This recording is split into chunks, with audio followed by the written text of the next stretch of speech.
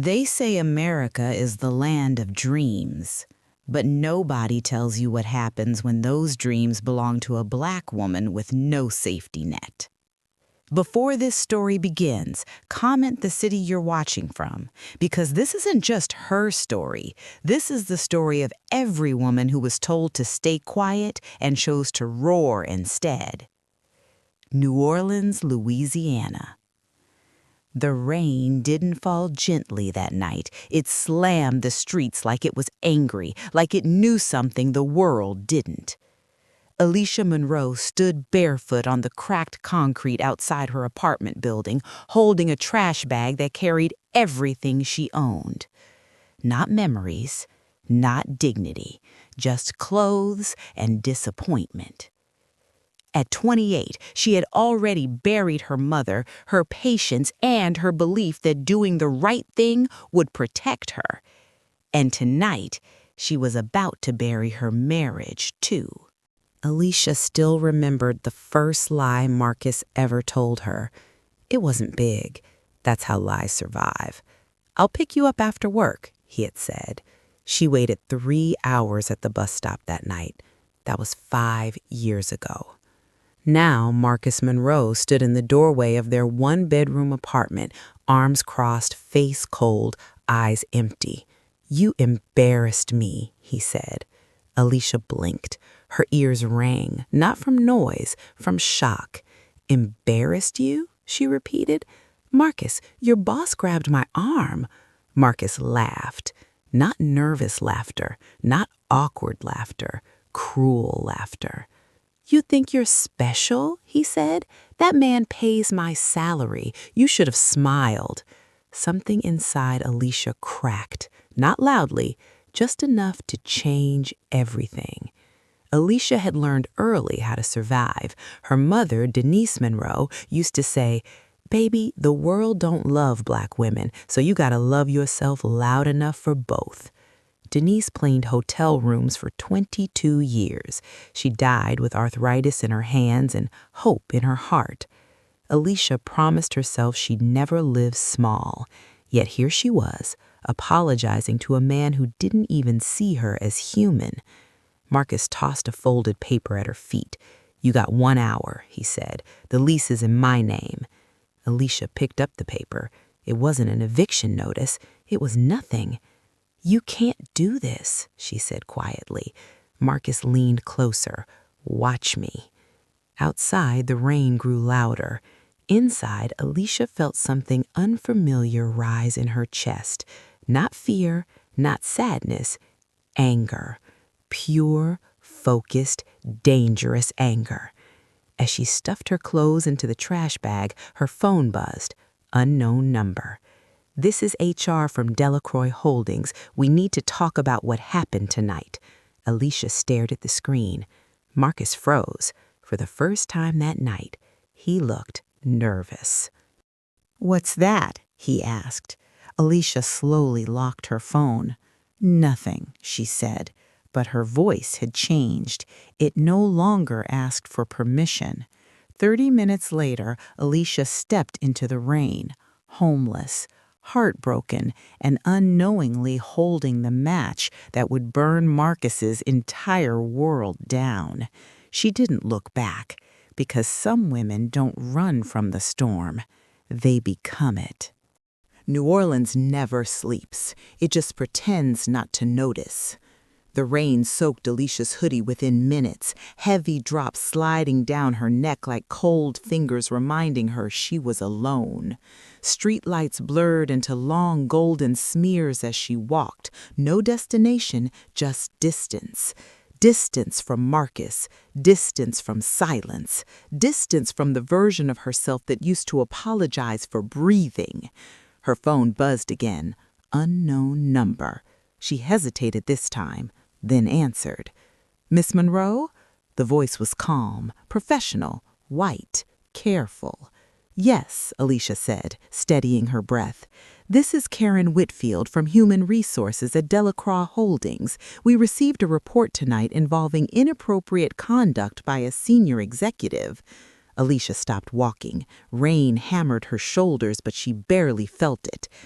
I didn't file a report, Alicia said slowly. We know, Karen replied. The restaurant manager did. Marcus's boss, the same man who had laughed while grabbing Alicia's wrist. Karen continued, choosing her words like landmines. He claims you misunderstood the situation. Alicia closed her eyes. Of course he did. At 16, a security guard followed her through a mall. At 21, a professor said her writing was too emotional. At 26, a doctor told her pain tolerance was higher. Now this. Always the same story, different narrator. What do you want from me? Alicia asked. There was a pause. Then Karen said something unexpected. We want the truth. Alicia laughed, a short, broken sound. You don't want the truth. You want protection. Another pause. Then, meet me tomorrow morning, off the record, Café du Monde, 9 a.m. The line went dead. By midnight, Alicia had walked herself numb. She hadn't eaten. She hadn't cried. She stared at the cathedral and thought of her mother. Don't go quiet, baby. Quiet gets you erased. Alicia finally let one tear fall. Just one. Then she wiped her face and whispered, Not this time. Morning came cruelly bright. Alicia washed her face in a gas station bathroom, used a hand dryer to warm her fingers, and braided her hair tight. Not pretty, not soft. Focused. At 8:57 a.m., she sat down at Café du Monde. Tourists laughed. Powdered sugar dusted the air. Karen Whitfield arrived exactly at 9. Mid-40s, tailored blazer, eyes that had seen mess before. You look tired, Karen said gently. I slept great, Alicia lied. Karen didn't sugarcoat. The executive involved is Thomas Riley, she said. He's powerful, connected, and protected. Alicia nodded. She already knew. Karen leaned forward. But this isn't his first incident. Alicia's heart skipped. He pays settlements, NDA after NDA, silence after silence. Alicia's jaw tightened. And you want me to be quiet too? She said. Karen met her gaze. No, I want you to decide. She slid a thin folder across the table. Inside were names. Women, Black, Latina, Asian, young, old, all erased. Alicia's hands shook. What happens if I speak? Alicia asked. Karen didn't lie. They'll drag your past into the light. They'll call you angry. They'll say you're lying. Alicia closed the folder. What happens if I don't? She asked. Karen answered softly. Nothing changes. Alicia thought of Marcus, his laughter, his confidence that she'd disappear quietly. She stood up. I'll talk, she said. Karen exhaled like she'd been holding her breath for years. As Alicia turned to leave, her phone buzzed. A text from Marcus. You humiliated me. Don't think you're safe. Alicia stared at the screen, then smiled. Not because she was fearless, but because fear no longer controlled her. She typed back one sentence. You should have let me leave quietly. That afternoon, Alicia Monroe signed papers that would put her name on a list corporations pray never leaks. She didn't know yet. Marcus had already made his move. Thomas Riley was preparing a counterattack, and the city that ignored her would soon say her name out loud. Because when a black woman stops being polite, history starts paying attention. Power doesn't scream when it's threatened. It smiles and sharpens its knives. Marcus Monroe sat in his SUV, engine running, phone pressed to his ear. I need you to do me a favor, he said. On the other end, his cousin Darnell chuckled. Man, you still tripping over that girl? Marcus tightened his jaw. She's not just a girl, he snapped. She's a problem. A pause. Then Darnell said the words that made Marcus relax. All right, I know a guy. That was how it always started.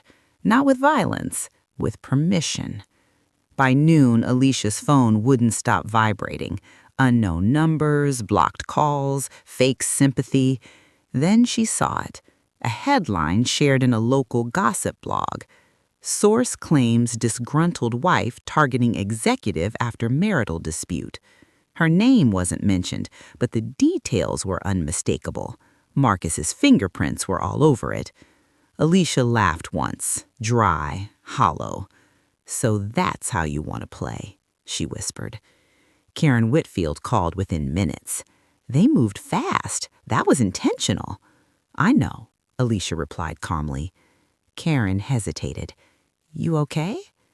Alicia looked at her reflection in a darkened shop window. Eyes steady, back straight. "No," she said, "but I'm ready." That night, Alicia slept in a women's transitional shelter. No cameras, no pity speeches, just women who had survived things no headline could summarize. A former nurse, a college student, a grandmother raising her grandkids.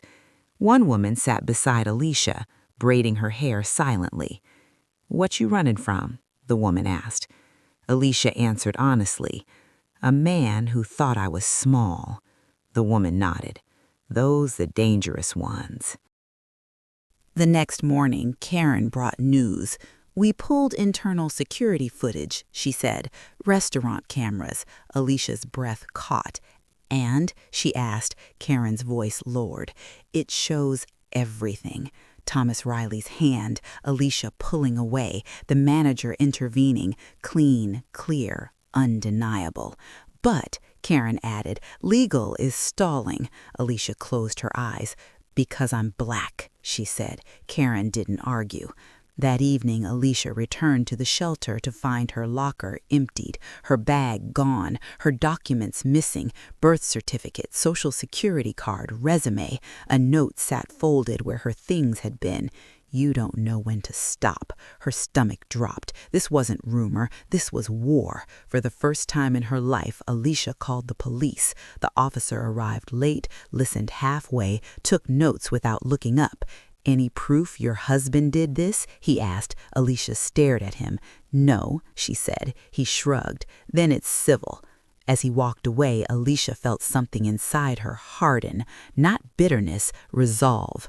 That night, Alicia sat on her bunk scrolling. Not social media, court records. She searched Thomas Riley, then Delacour Holdings lawsuits. Then she found it, a sealed case from 5 years ago. Different state, different woman, same pattern. Alicia smiled, slow, dangerous. "Found you," she whispered. At 2:17 a.m., Alicia emailed Karen one sentence. "I know where the bodies are buried." Karen replied instantly. Then we stopped playing defense. Across the city, Marcus poured a drink, convinced he'd already won. He had no idea the woman he tried to erase was about to rewrite the rules. The sealed case Alicia found belonged to a woman named Renee Holloway. Age, 34. Former role, junior finance analyst. Exit status, voluntary resignation. But the timeline didn't lie. Renee resigned 2 weeks after accusing Thomas Riley of misconduct. 2 months later, she moved states. 6 months later, her LinkedIn vanished, erased. Alicia read every page slowly, like scripture. Patterns always repeat. Karen Whitfield didn't meet Alicia at the office. She met her in a quiet diner off I-10, the kind of place truckers and secrets went to rest. "You weren't supposed to find that case," Karen said. Alicia stirred her coffee. "Then someone did a sloppy job burying it," she replied. Karen studied her. "You understand what this means?" she asked. "If this comes out, it's not just Riley, it's the board." Alicia finally looked up. "Good." Karen exhaled. "Okay," she said. "Then we do this clean and slow." Karen laid it out. Internal whistleblower protection, federal compliance reporting, media timing, not media chaos. No Instagram, Karen warned. No emotional interviews, no reaction. Alicia nodded. "I've been quiet my whole life," she said. I can do quiet. But this time, quiet had teeth. Marcus felt it before he understood it. Calls not returned, meetings rescheduled, his boss suddenly avoiding eye contact.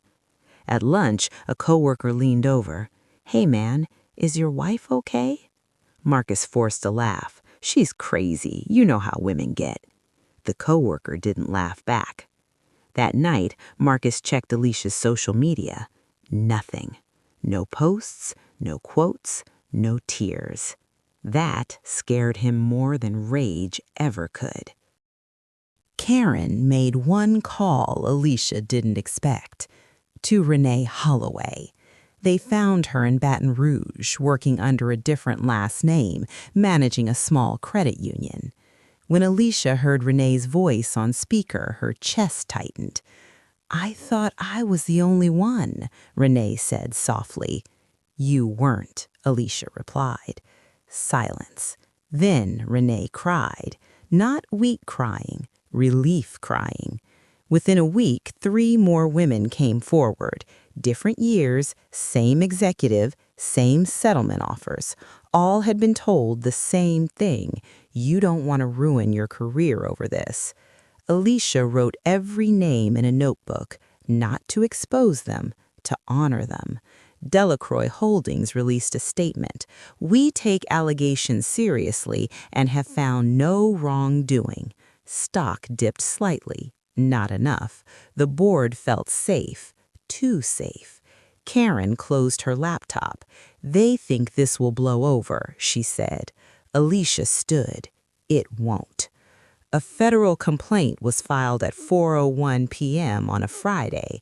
Intentional. By Monday morning, Delacroix Holdings was under formal investigation. Subpoenas followed. Emails, expense accounts, NDA payouts. The walls began to sweat. That night, Alicia's phone rang. "Marcus," she answered. "You trying to destroy me?" he hissed.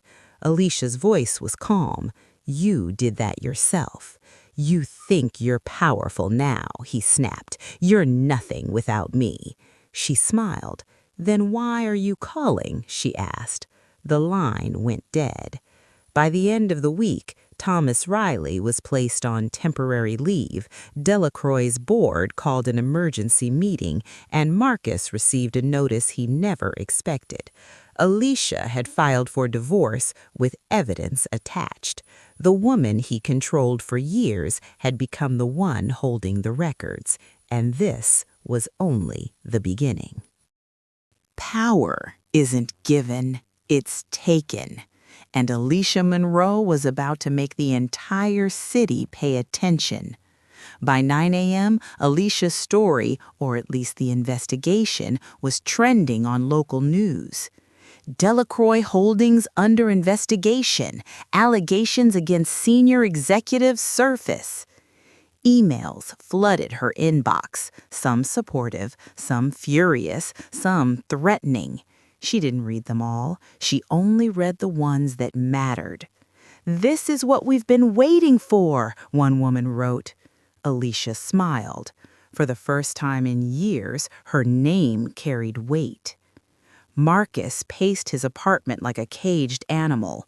"Call Karen. Find out what she knows. Now," he snapped at his assistant. But every call went unanswered. Alicia's silence was louder than any scream. "She's gone," the assistant said quietly. Marcus's face turned pale. "Gone? You mean gone?" Gone. Untouchable. Calculated. By mid-morning, board members at Delacroix Holdings were panicking. Thomas Riley called in sick. HR scrambled to remove emails. Legal teams tried to find loopholes.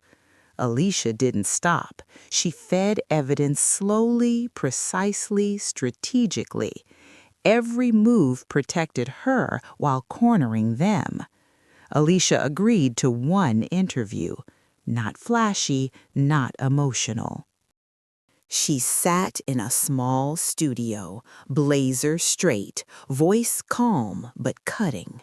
This isn't about revenge. This is about accountability.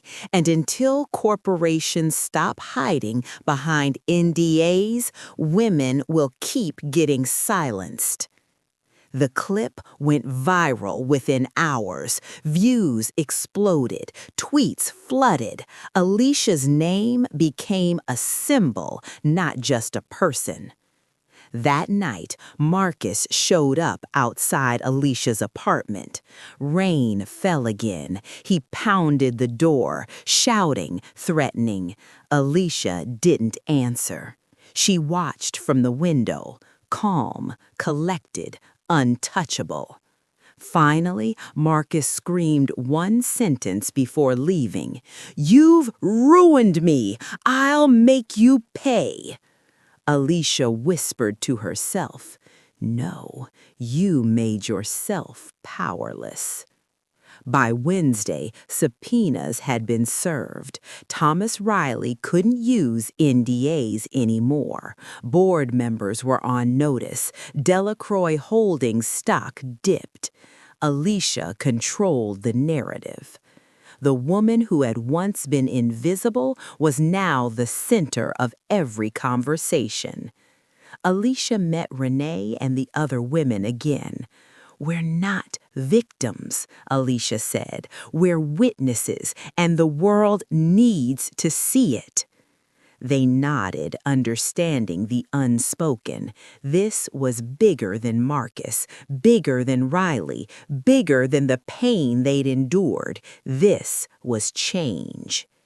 By Friday night, Alicia filed for divorce publicly. The investigation became national news. Marcus received his first legal notice personally. Social media exploded with support and outrage. And Alicia, she poured herself a glass of water, looked in the mirror, and whispered, "This is just the beginning." Because storms aren't just weather, they're force. And Alicia Monroe had become one. Justice doesn't arrive politely. It arrives relentlessly in the hands of the prepared. Alicia Monroe was ready. Alicia entered the courthouse in downtown New Orleans at 8:45 a.m., blazer crisp, hair pulled back, notebook in hand. She wasn't just a plaintiff, she was the storm incarnate. Thomas Riley sat at the defendant's table, pale. Marcus Monroe didn't sit, he hovered at the back, trying to look confident. The judge entered. The gavel hit. "This court is now in session." Marcus tried intimidation. "Look at her," he whispered to a colleague. "She's shaking. She's weak." Alicia didn't look at him. She looked at the judge, the jury, and the room. Confidence radiated from her. She didn't flinch. She didn't hesitate. Karen Whitfield presented security footage from the restaurant, emails proving internal complaints were ignored, NDA history covering multiple women. Each document hit like a hammer. The courtroom murmured. Even the defense attorney swallowed hard. Marcus tried to whisper threats during recess. "You think this is over?" Alicia's lawyer, a sharp woman named Simone James, overheard and smiled. "It's over when the judge says it's over. Until then, sit quietly." Marcus's jaw tightened. For the first time, he felt real fear. Alicia didn't just react. She anticipated every objection. Defense tried to paint her as angry and emotional. She countered with timeline evidence and witness statements. Every smear attempt was dismantled carefully, methodically. By lunch, Alicia was no longer the victim in the room. She was the authority. Renee Holloway and 3 other women were called to testify. He told me I'd ruin my career if I spoke, Renee said, voice trembling. I believed him, until now. The jury leaned in. The room shifted. Even the judge paused to take notes. Alicia watched quietly. This was her moment, but it wasn't about her anymore. It was about every woman erased for speaking truth.